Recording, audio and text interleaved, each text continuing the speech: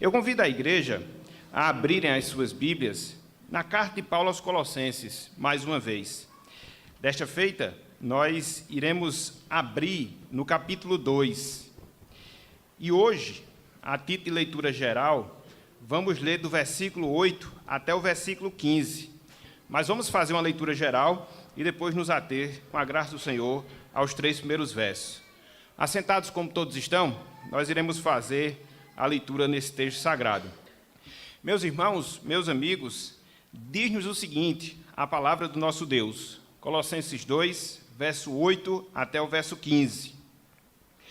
Cuidado que ninguém vos venha a enredar, com sua filosofia e vãs sutilezas, conforme a tradição dos homens, conforme os rudimentos do mundo, e não segundo Cristo.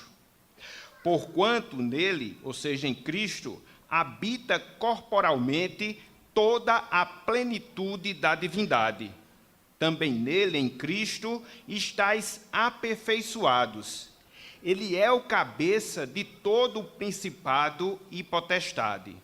Nele também fostes circuncidados, não por intermédio de mãos, mas no despojamento do corpo da carne, que é a circuncisão de Cristo, tendo sido sepultados juntamente com ele no batismo, no qual igualmente fostes ressuscitados mediante a fé no poder de Deus, que o ressuscitou dentre os mortos. E a vós outros que estáveis mortos pelas vossas transgressões e pela incircuncisão da vossa carne, vos deu vida juntamente com ele, perdoando todos os nossos delitos, tendo cancelado o escrito de dívida que era contra nós e que constava de ordenanças, o qual nos era prejudicial, removeu inteiramente, encravando-o na cruz.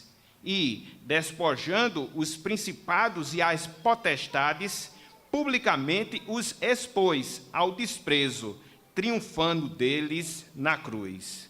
Até aqui, até o versículo 15. Que o Senhor nos abençoe e que Ele aplique a sua santa palavra em nossos corações. Amém. Meus irmãos, meus amigos, se nos fosse perguntado, se nos fosse indagado, quem é Jesus?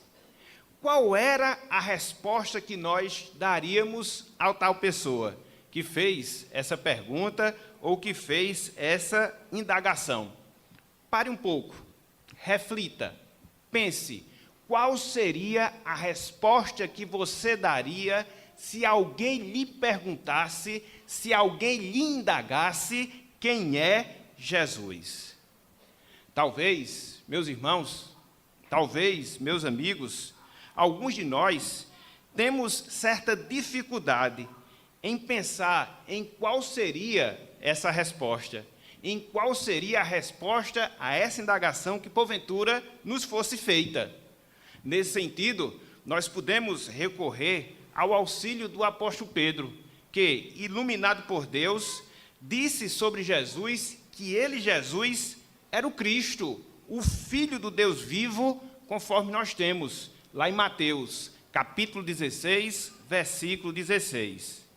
Contudo, a gente não pode negar que essa dificuldade, que muitas vezes nós apresentamos, de compreendermos, de entendermos quem é Jesus, ela não é nova. Com certeza, ela não é nova. Ela se fez presente, meus irmãos, ela se fez presente, meus amigos, na vida de um dos seguidores, na vida de um dos discípulos do Senhor Jesus. E nós vimos isso na leitura devocional, lá em João, capítulo 14, ou seja, na vida de Filipe. Depois de aproximadamente 3 anos seguindo a Jesus, depois de aproximadamente 3 anos testemunhando dos atos poderosos de Jesus, depois de aproximadamente 3 anos ouvindo as palavras de Jesus e vendo, percebendo a sua vida santa singular, Cristo, melhor dizendo, Felipe, fez esse pedido a Cristo. Felipe fez esse pedido a Cristo. Mostra-nos o Pai, e isso nos basta. Mostra-nos o Pai, e isso nos basta. Está lá no versículo 8 do capítulo 14 de João. Ao que o Senhor Jesus respondeu: Felipe, há tanto tempo estou convosco, e não me tens conhecido? Quem vê a mim, vê o Pai. Como dizes tu, mostra-nos o Pai? Em outras palavras, era como que Cristo estivesse dizendo a Felipe. Em outras palavras, era como que Cristo estivesse dizendo ao seu discípulo: Felipe, eu mesmo, a quem você está vendo, com quem você está convivendo, eu sou Deus, Felipe. Não há necessidade que eu lhe apresente um Pai. Não há carência de que eu lhe mostre o Pai, porque você já está vendo e está vendo através de mim. Então percebamos, meus irmãos, percebamos, meus amigos, que essa dificuldade de nós identificarmos, de nós conhecermos, de nós sabermos quem é Jesus, não é nova.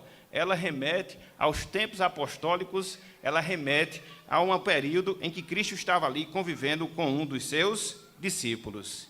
E é interessante, meus irmãos, é interessante, meus amigos, que essa dificuldade de entender, essa dificuldade de reconhecer quem é Jesus, ela permaneceu ao longo da história do povo de Deus. Essa dificuldade de entender e reconhecer quem é Jesus, ela permaneceu ao longo da história da Igreja de Deus aqui na Terra. Esse texto que nós acabamos de ler, Colossenses capítulo 2, versículos de 8 até o versículo número 15, ele aponta justamente para essa realidade, aponta justamente para esse fato. Havia, meus irmãos, meus amigos, na igreja de Colossos, visões distorcidas sobre quem era Jesus. Haviam visões distorcidas sobre quem era Jesus. Alguns, naquela igreja, desconsideravam Jesus por completo, desconsiderava o fato de Jesus ser Deus. Outros, por sua vez, não enxergavam a divindade de Jesus corretamente, não tinham uma visão clara, definida de que Jesus Cristo era Deus e tentava, por causa disso, completar algo, não só a sua pessoa. E tentava, por causa disso, completar algo, a obra de Jesus. Quer seja através de rituais, quer seja através da crença de seres espirituais. Nós iremos, pela graça de Deus, observar como o apóstolo Paulo, inspirado por Deus, corrigiu esses problemas, essas distorções, essas incompreensões que haviam sim na igreja de Colossos, no que tange, no que diz respeito à pessoa de Cristo. E Paulo, ele faz isso tratando da supremacia, tratando da suficiência, tratando em especial da divindade de Cristo. Ele mostra, ele comprova, ele esclarece que Cristo é Deus. Por quê? Não só por causa do seu ser em si, por aquilo que ele é em sua pessoa, mas também Cristo é Deus através das suas obras, através das suas realizações. Primeiramente, meus irmãos, meus amigos, eu queria que nós atentássemos em especial, ou primeiramente, para a advertência que o apóstolo Paulo faz, antes de entrar nessa sua comprovação da divindade de Cristo, através do seu ser, através das suas obras. Eu queria que nós considerássemos a advertência que Paulo faz contra o engano em relação a Cristo. A advertência feita por Paulo contra o engano em relação a Cristo. Vejam aí, versículo de número 8. Colossenses, capítulo 2, versículo de número 8. Diz-nos o seguinte, a palavra de Deus: cuidado, que ninguém vos venha a enredar com sua filosofia e vãs sutilezas, conforme a tradição dos homens, conforme os rudimentos do mundo, e não segundo Cristo. Aqui, meus irmãos e amigos, de maneira geral, nós vemos o apóstolo Paulo, inspirado por Deus, chamando a atenção dos irmãos em Colossos e também chamando a nossa atenção hoje para que eles, à semelhança do que deve acontecer conosco, estivessem atentos, estivessem apercebidos e não dessem ouvidos, atenção a ensinamentos, a doutrinas contrárias sobre a pessoa, sobre a obra de Jesus. Então, se nós pudéssemos, vamos assim dizer, resumir, se nós pudéssemos sintetizar esse versículo 8, nós poderíamos interpretá-lo justamente dessa maneira. Paulo aqui, ele chama a atenção dos irmãos para que eles estivessem atentos, para que eles não dessem ouvidos aos ensinamentos contrários sobre a pessoa de Cristo, sobre a obra de Cristo. E é interessante, esmiuçando agora o texto, que o apóstolo Paulo, meus irmãos e amigos, ele usa palavras bem precisas. O apóstolo Paulo, ele usa palavras bem exatas, justamente para mostrar, justamente para apontar o seu cuidado quanto àquela situação que envolvia justamente a igreja de Colossos no que diz respeito aos pensamentos contrários que ali estava tentando se disseminar em relação à pessoa de Cristo. Por exemplo, quando o apóstolo aqui no versículo 8 ele diz: cuidado que ninguém vos venha a enredar. Ele está mostrando, ou em outras palavras, era como que ele estivesse advertindo aqueles irmãos, era como que ele estivesse advertindo a cada um de nós hoje: cuidado, que ninguém vos venha capturar, que ninguém vos venha sequestrar, que ninguém vos venha pôr ciladas. A palavra enredar, que o apóstolo Paulo usa aqui no versículo 8, literalmente significa isso. Significa capturar, significa sequestrar, significa pôr em ciladas. Muito provavelmente, meus irmãos, muito provavelmente, meus amigos, o apóstolo Paulo, ao escrever estas palavras, ele tem em mente os mercadores de escravos, no seu tempo, que saíam mundo afora, capturando escravos em diversos países para poder comercializá-los em outros lugares. Ou seja, os irmãos de Colossos e nós hoje deveriam estar atentos, deveriam estar apercebidos, pois, uma vez que eles tinham sido transportados do reino das trevas para o reino de Cristo, eles não deveriam mais se deixar ser capturados. Eles não deveriam mais se deixar ser tornados cativos do reino das trevas no que diz respeito aos seus erros, no que diz respeito aos seus enganos. Isto ia acontecer, inevitavelmente, se eles dessem ouvidos àqueles ensinos, se eles dessem ouvidos àquelas doutrinas erradas, errôneas, em relação à pessoa de Cristo, que estavam se espalhando, que estavam se disseminando naquela igreja. Ora, os colossenses, meus irmãos, meus amigos, já haviam sido libertos do império das trevas, então eles não poderiam voltar àquela condição anterior, com os enganos, com os erros. Lá em Colossenses, capítulo 1, versículo 13, o apóstolo Paulo atesta justamente essa realidade. Vocês já foram libertos do império das trevas. Vocês já foram libertos do império do engano.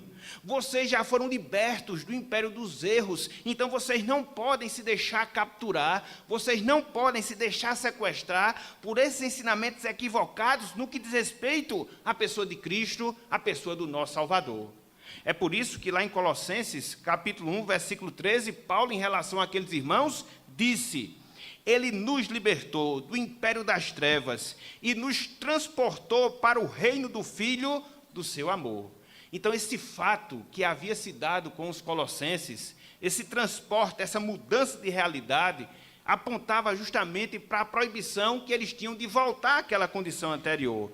Logo, aqueles irmãos, à semelhança do que deve acontecer conosco, não poderiam ser deixados enganar novamente. E é interessante, meus irmãos, é interessante, meus amigos, que a razão, o motivo dessa advertência que Paulo faz aqui no versículo 8 é séria.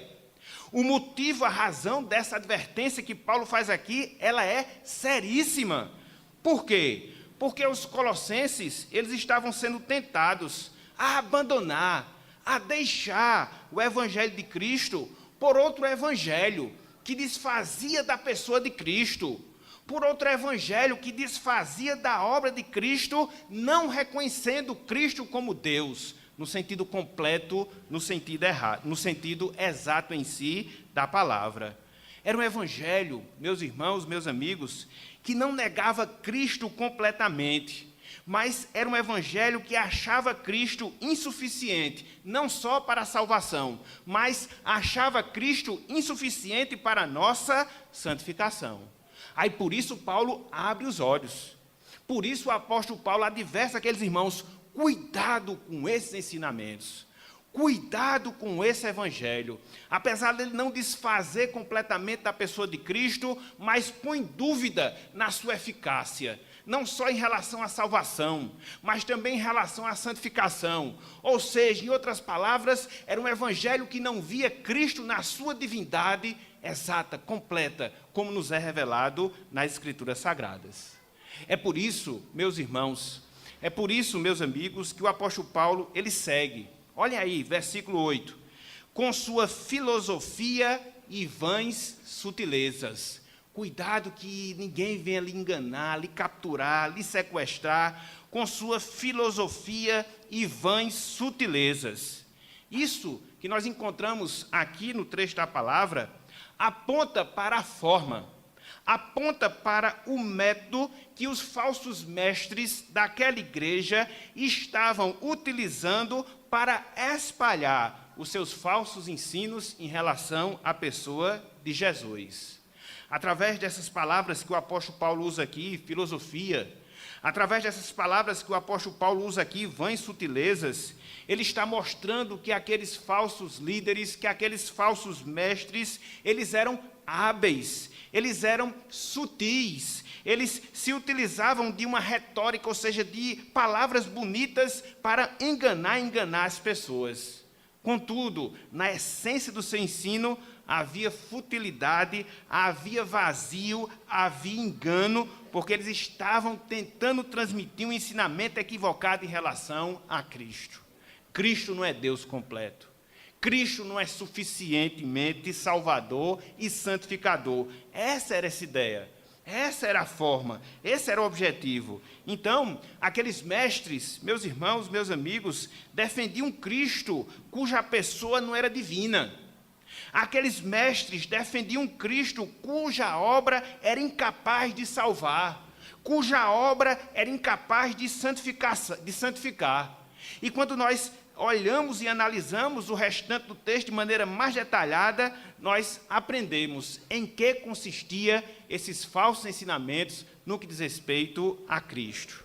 Em primeiro lugar, meus irmãos, meus amigos, esses falsos ensinos em relação a Cristo, que estavam tentando ser passados por esses falsos mestres, através das suas filosofias, através das suas vãs sutilezas, era um ensino baseado nas tradições. Era um ensino baseado nas tradições humanas. É por isso que no versículo 8 o apóstolo Paulo diz: conforme a tradição dos homens. Conforme a tradição dos homens. Através dessa expressão, o apóstolo Paulo ele está se referindo a um grupo, meus irmãos e amigos, de judeus, que existia e que atuava naquela igreja, lá na cidade de Colossos. Alguns desses homens tentavam incutir na mente dos crentes, gentios em sua maioria, a necessidade que eles tinham de observar determinadas cerimônias, a necessidade que eles tinham de observar determinados ritos do Antigo Testamento que haviam sido abolidos através da obra e do sacrifício do Senhor Jesus.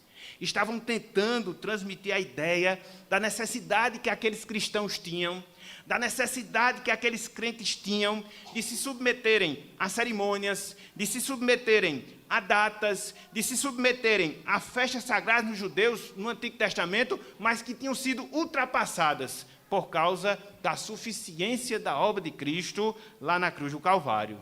Eles não negavam que Cristo era Salvador, diretamente falando, mas eles mostravam que a obra de Cristo ela só tinha valia.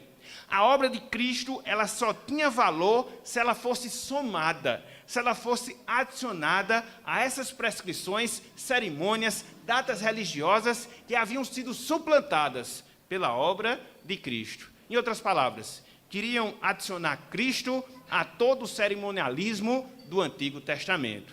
Era nisso que consistia, em primeiro lugar, aqueles falsos ensinos. Mas não só isso, não só isso. Em segundo lugar, aqueles falsos ensinos que estavam tentando desfazer da pessoa de Cristo, eles eram baseados no misticismo.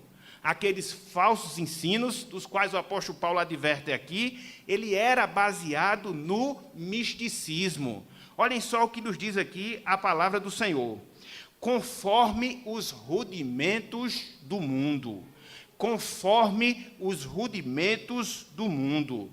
Então, estava se espalhando entre os colossenses a crença, a fé, no governo dos astros celestiais e no poder dos anjos sobre as pessoas. Essa expressão que nós temos aqui, rudimentos do mundo, significa literalmente os elementos do mundo, tais como o sol, tais como a lua, tais como as estrelas e também os anjos. Em outras palavras, se estava ensinando que esses elementos, que esses astros, que esses seres, eles tinham poder, não só no mundo físico, mas também eles tinham poder no mundo espiritual. Assim, esses astros e esses seres deveriam ser buscados, deveriam ser temidos, deveriam ser reverenciados, porque Cristo não detinha todo o poder, toda a autoridade, quer seja sobre o mundo físico, quer seja sobre o mundo espiritual. Então, Paulo vê esse erro doutrinário, ele vê esse equívoco em termos de ensinamento e mostra conforme os rudimentos do mundo. Então, eram ensinos que procuravam desfazer da pessoa, eram ensinos que procuravam desfazer da obra de Cristo, em primeiro lugar, baseado nas tradições humanas, no cerimonialismo do Antigo Testamento. Em segundo lugar, baseado no misticismo, na crença da atuação dos astros ou seres angelicais. E, em terceiro lugar, aqueles ensinamentos falsos, eles não eram baseados em Cristo. Eles não eram baseados em Cristo. É por isso que Paulo fala no finalzinho do versículo 8, e não segundo Cristo. E não segundo Cristo. Então, esses ensinamentos que nós acabamos de mencionar, a imposição de leis cerimoniais do Antigo Testamento, o misticismo, conforme nós acabamos de dizer, eram localizados tão somente na igreja de Colossos, esses falsos ensinos. Eles não se baseavam nos ensinamentos que Cristo havia repassado aos apóstolos. Esses ensinamentos, eles não tinham como base o evangelho simples da pessoa de Cristo. Logo, conforme Paulo aqui nos diz, eles eram ou não eram segundo Cristo. Muito pelo contrário, desfazia completamente, ou pelo menos parcialmente, da sua pessoa e limitava também a sua obra. Então, meus irmãos, meus amigos, aqui nesse verso número 8, nós temos a advertência de Paulo contra aquilo que nós conhecemos como a heresia dos Colossenses ou a heresia de Colossos. Ou seja, uma mistura de conceitos judaicos que haviam sido abolidos por Cristo em relação àquilo que se prescrevia no Antigo Testamento, junto com o misticismo que cria na intervenção de astros, seres angelicais no mundo físico, desfazendo completamente da divindade, ou seja, da pessoa de Cristo como Deus. E diante disso, meus irmãos, diante disso, meus amigos, nós podemos pensar a essa altura da mensagem. Muito bem, Paulo aqui adverte contra aquele falso ensino. Mas como é que ele vai desfazer esses erros? Como é que ele vai desfazer esses falsos ensinos? Como? Simples, meus irmãos. Simples, meus amigos. Paulo ele vai mostrar que Cristo é Deus por aquilo que ele é. Paulo vai mostrar que Cristo é Deus por aquilo que ele faz. Então, ele não vai se focar no erro, ele vai mostrar a verdade. Ele não vai se focar no equívoco, ele vai apontar a verdade. Quem é a verdade? É Cristo. Então, a partir daqui, ou seja, a partir do versículo 9, o apóstolo Paulo vai fundamentar agora toda a sua argumentação, para poder desfazer desses falsos ensinos, apontando para Cristo, a sua divindade. Cristo é Deus. Como? Por causa do seu ser. Como? Por causa das suas obras. Então, vamos seguir no texto, versículos 9 e também o versículo número 10. Olhem só o que nos diz aqui a palavra de Deus. Porquanto nele, ou seja, em Cristo, habita corporalmente toda a plenitude da divindade. Versículo 10. Também nele, ou seja, em Cristo, estáis aperfeiçoados. Ele, Cristo, é o cabeça de todo principado e potestade. Aqui, meus irmãos, aqui, meus amigos, nesses dois versos, o apóstolo Paulo vai fazer 3 afirmações. O apóstolo Paulo vai apontar 3 verdades sobre a pessoa de Cristo que comprova a sua divindade. Cristo é Deus por aquilo que ele é. E 3 afirmações Paulo faz que fundamenta justamente a sua argumentação. Em primeiro lugar, nós podemos dizer que Cristo é Deus porque nele, em Cristo, habita toda a plenitude de Deus. Cristo é Deus porque nele habita toda a plenitude de Deus. Versículo 9, diz o seguinte: porquanto nele habita corporalmente toda a plenitude da divindade. Paulo aqui, irmãos e amigos, está dizendo que Deus, preste atenção nessa verdade, Paulo aqui está dizendo que Deus se fez morar em Jesus Cristo, a saber, no corpo de Jesus. A palavra habitar que nós temos aqui, ela significa, literalmente falando, morar. Mas não é um morar provisoriamente. Não, muito pelo contrário. A palavra morar significa, literalmente, morar permanentemente. Então não é uma coisa parcial, não é uma coisa passageira, mas é uma coisa constante e também permanente. Então, o que Paulo fala aqui, em outras palavras, é que o Deus transcendente, conforme nós temos revelado nas Escrituras Sagradas, o Deus que excede a todos os limites normais, com todos os seus atributos, veio e habitou neste mundo através de Cristo. Esse é o maior milagre que nós podemos constatar em toda a história da criação. Aquele que é infinito, aquele que é santo, aquele que é justo, aquele que é amoroso, aquele que é bondoso em sua essência e infinitamente, veio a este mundo e morou no corpo, ou seja, no corpo de Cristo.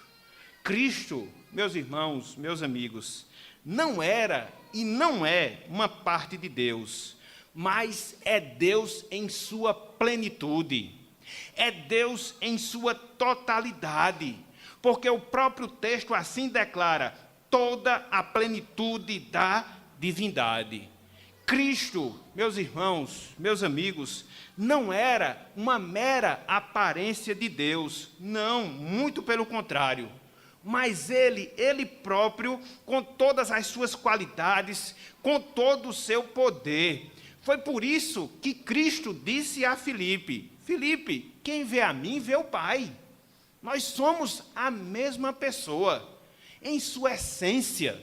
Nós somos a mesma pessoa em sua plenitude. Foi também por causa disso que Cristo disse, eu sou o caminho e a verdade e a vida. Ninguém vem, não é vai. Ninguém vem ao Pai senão por mim, porque eu e Deus somos um. Dessa forma, meus irmãos, dessa forma, meus amigos, Os colossenses não precisavam buscar anjos, não, em hipótese alguma.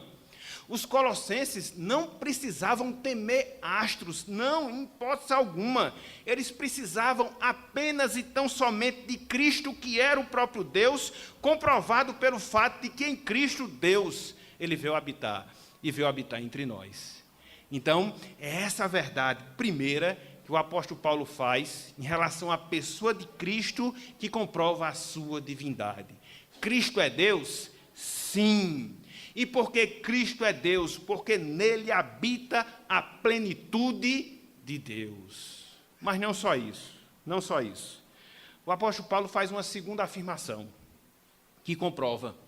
O apóstolo Paulo faz uma segunda afirmação, que nos faz entender que Cristo é Deus em virtude daquilo que ele é. Ou seja, em virtude daquilo que ele é em si, na sua pessoa. Ele diz que Cristo, meus irmãos, Cristo, meus amigos, ele é a fonte de toda a vida espiritual. Cristo é a fonte de toda a vida espiritual. Vejam aí, a primeira parte do versículo 10. Colossenses, capítulo 2, só a primeira parte do versículo 10. Diz o seguinte: também nele estáis aperfeiçoados. Também nele estáis aperfeiçoados.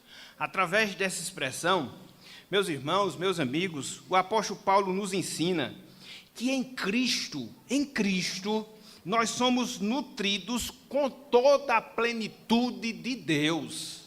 Em Cristo, eu, você, cada um de nós que somos crentes, nós somos e somos nutridos em toda a plenitude de Deus. A palavra aperfeiçoar, que o apóstolo Paulo usa aqui nesse verbo, nesse texto, literalmente significa nutrir. A palavra aperfeiçoar, literalmente, significa nutrir. Só Deus, meus irmãos, meus amigos, é capaz de criar. Só Deus é capaz de nutrir vida espiritual. E quando é que isso acontece? Simples. Quando Ele nos regenera, através do seu Espírito, e nos faz desenvolver, ou seja, crescer na graça. E de onde procede? De onde se origina? Qual é a fonte dessa nova vida, bem como do desenvolvimento dessa nova vida? Quem é? Cristo. Cristo e Cristo. Uma vez que Cristo é o cabeça da igreja, uma vez que nós, meus irmãos, minhas irmãs, somos membros do corpo de Cristo, e uma vez que uma das funções da nossa cabeça, isso acontece no mundo biológico, é justamente mandar os nutrientes para o nosso corpo. Existe uma glândula que nós temos na base do nosso crânio, que é responsável justamente por isso, por mandar os nutrientes para o desenvolvimento do nosso corpo. E o apóstolo Paulo, apesar de não ter essas informações da medicina que a gente tem hoje, já vislumbrava esse fato. Através de Cristo, por ele ser a nossa cabeça, ele nos dota de todo o suprimento espiritual para que nós possamos desenvolver a nossa vida com Deus, isso no sentido pleno, isso no sentido completo, e não parcial ou defeituoso, não, em hipótese alguma. E se Cristo faz isso, é porque Ele é Deus. Se Cristo ele faz isso, é porque Ele é divino.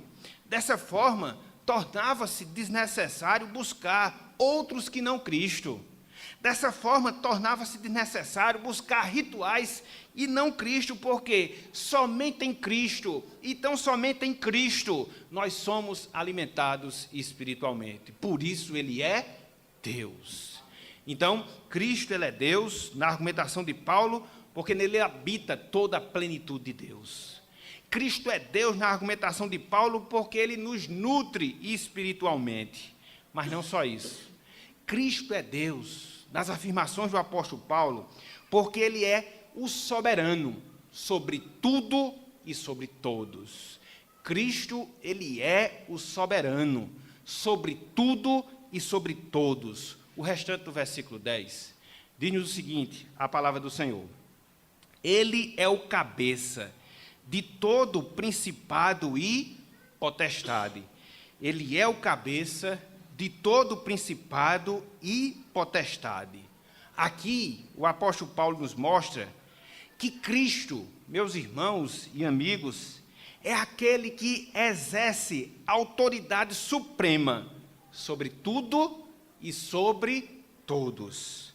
Através do seu ensino, o ensino de Paulo aqui nesse texto, nós aprendemos que Cristo exerce supremacia, tanto no mundo físico, como também no mundo espiritual.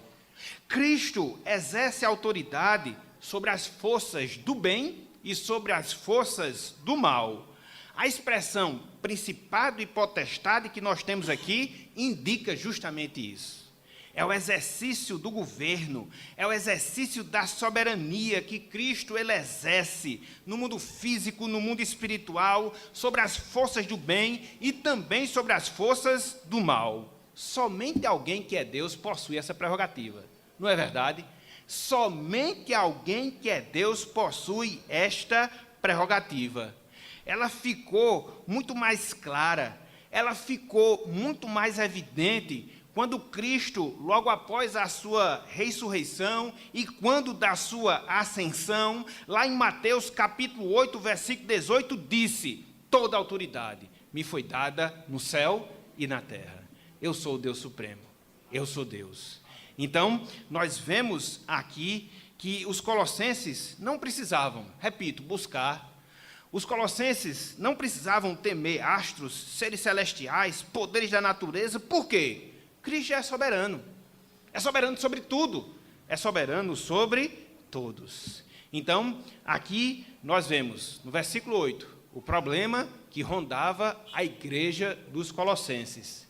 Ensinos contrários, que desfaziam da pessoa e da obra de Cristo, e que se baseava na necessidade da prática de rituais que foram abolidos por Cristo no Antigo Testamento, repousava no fato da crença de seres espirituais ou de astros no controle do universo, e Paulo vai mostrar, para rebater esses erros, que Cristo é Deus em virtude daquilo que Ele é em si, em virtude daquele que Ele é em pessoa. E o que é que Cristo é? Ele é a fonte de onde emana toda a vida espiritual, ele é aquele em quem habita toda a plenitude de Deus, e Ele é o soberano sobre tudo e sobre todos. Mas diante disso, meus irmãos, diante disso, meus amigos, nós podemos nos perguntar: como é que essas verdades se aplicam à minha vida? Como é que elas afetam a minha vida? Eu queria fazer aqui algumas aplicações na partinha final da nossa meditação, para que a exposição ela possa ter uma aplicação direta, prática, vívida em nossas vidas. Então, diante disso, meus irmãos, diante disso, minhas irmãs, em primeiro lugar, nós que somos cristãos, devemos ter todo o cuidado com todo e qualquer ensino errado, principalmente aqueles que querem desmerecer da pessoa de Cristo. Eu, você, cada um de nós como cristãos, diante disso que a gente vê o apóstolo Paulo tratando aqui, nós devemos ter cuidado com todo e qualquer ensino errado, principalmente aqueles que desejam, que querem desmerecer a pessoa de Cristo. Nós não podemos nos enganar, meus irmãos, minhas irmãs. Os erros doutrinários, em especial os que concernem em relação à pessoa de Cristo, existiram e sempre existirão. Na verdade, quando nós queremos identificar uma seita, vai ser fácil. Via de regra, no seu ensinamento, vai ter algo que contrarie a pessoa e a obra de Cristo. Isso acontece nos Testemunhos de Jeová, com os adventistas, com os mormons, com os romanistas. Toda e qualquer seita, toda e qualquer heresia, sempre vai ter uma visão distorcida em relação a Jesus. Não adianta se escravizar em cerimonialismo, não adianta se voltar para o misticismo, não. O que você precisa é de Cristo. Você precisa confessá-lo como Senhor. Você precisa reconhecê-lo como Salvador da sua vida. É a Ele que você deve se voltar em humilhação. É a Ele que você deve se voltar em confissão. E assim, e somente assim, a vida de Deus, em toda a sua plenitude, passará pela graça dele, para a glória dele, ser vivida em você. Essas são as boas novas que o Evangelho traz. De que em Cristo há justamente essa salvação. De que em Cristo há justamente todos esses benefícios. E pela graça de Deus que você possa experimentá-lo. E pela graça de Deus que você possa clamar para que esse Cristo habite abundantemente, ricamente na sua vida, para a glória de Deus e para que você possa experimentar da sua salvação.